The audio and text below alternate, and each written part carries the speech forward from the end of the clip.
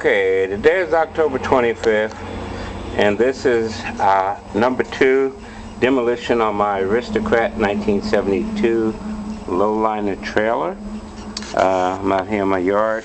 I've been doing a little demolition on this thing, so let's see what progress I've made. Here's a lot of the window frames and part of the sink and things like that that I'm saving for patterns, but mostly the window frames and stuff is what I'm really interested in getting cleaned up and ready to go. Let's look over here. There's a lot of wood inside of this trailer when you start demoing it. There's a little picture of the stove. It's a Coleman 3-burner stove, which looks to be in pretty good shape. So I'll work on that and get that restored, cleaned up, and repainted, refinished.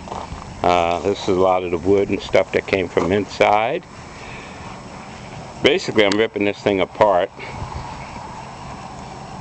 because I want to replace all the wood inside of it, all the paneling and veneer.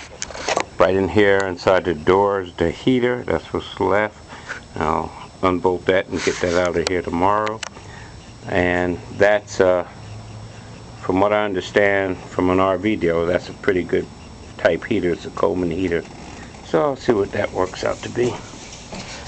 Basically, what you can see in here is I've stripped everything down to the bare walls. I got all the inside frames of the windows off. I'll just pan around here a little bit so you can see what I've done. Basically, I think this thing is about 8 foot wide and about 14 foot long, maybe 13 inside on the floor. I haven't measured the floor yet, so I have to see. That's the front area. There's quite a pile of rubble there, which I'll get out of here through that door tomorrow. There's an outside door, which was an excess panel there. And sink and refrigerator was in this area.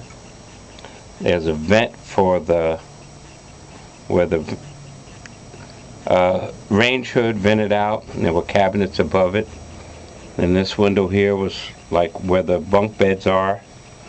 But my plan is to probably put a big bed back here in the back, and then maybe move the kitchen up front, or if I keep the kitchen on the side, I'm going to put a bed on this wall, and then back on this side I'm going to put some kind of bathroom in here. I don't know, porta potty and a sink, maybe that's all it will need.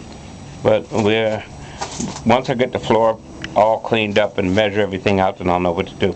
This front area here normally would have a table right here in the center with a bench on each side that folded out. The table would drop down, and it would, you know, be the base for the bed up front, which would give you probably a 7 foot wide bed, or long, and approximately, what, I guess 4 foot wide bed, which is a nice sized bed.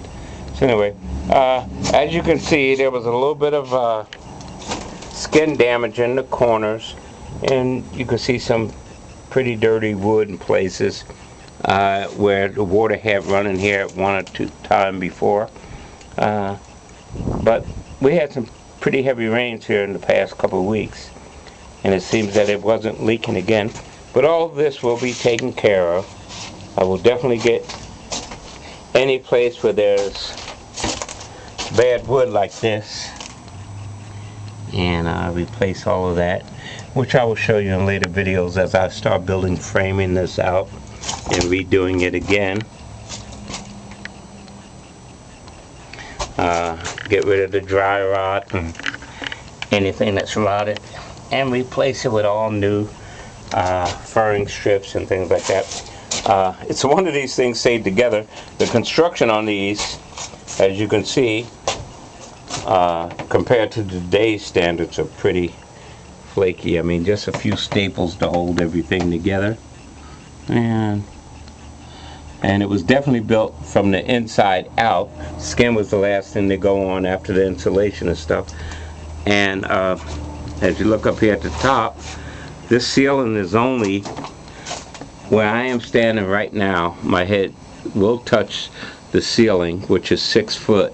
I'm 6 foot tall, so my plan is to raise the ceiling up by putting another 1x4 on the top of everything you see here, and raising this thing up about 3 inches, where at least I can stand up in it, because I don't want to be, 6 months down the road when I'm traveling in this thing going, man, I should have made this a little higher. And I think from the outside what I'm going to have to do is take, after I add that 4 inches, somewhere like along, right around that rib around the top, as you can see, I'm going to have to cut that line straight across there, above the door, all the way to the back, and add maybe some kind of metal flashing, aluminum flashing, which is going to be another 2 to 3 inches higher. Then I can get this thing up to where it's good for me to stand in. It'll be comfortable, and I'll be able to enjoy it as we're out on the road traveling around. Right now, I'll just give you a little view of the outside. The back compartment there, which will be a storage area. I'll replace the lights and put more original type lights on it. But as far as you can see, the outside is in pretty good shape. A lot of this aluminum that is, and edges here that are loose, I can put some more J angle on it and probably get it all pulled in pretty tight. Repair these corners down here that are flared out, and a few more things, and I think we'll look really, really good. It was funny, this original bias ply tire that was in there, it's probably an original tire, which is kind of funny.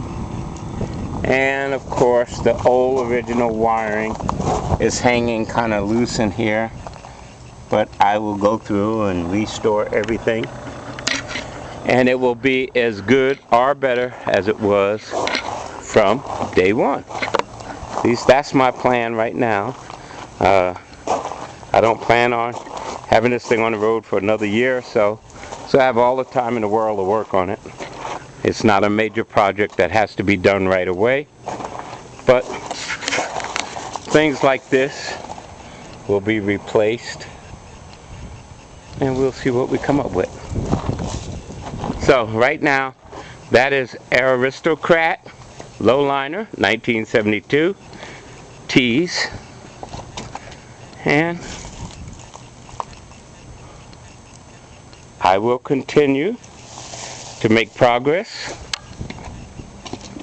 Eventually all these parts will be back inside, and we should have an outstanding trailer. More to come.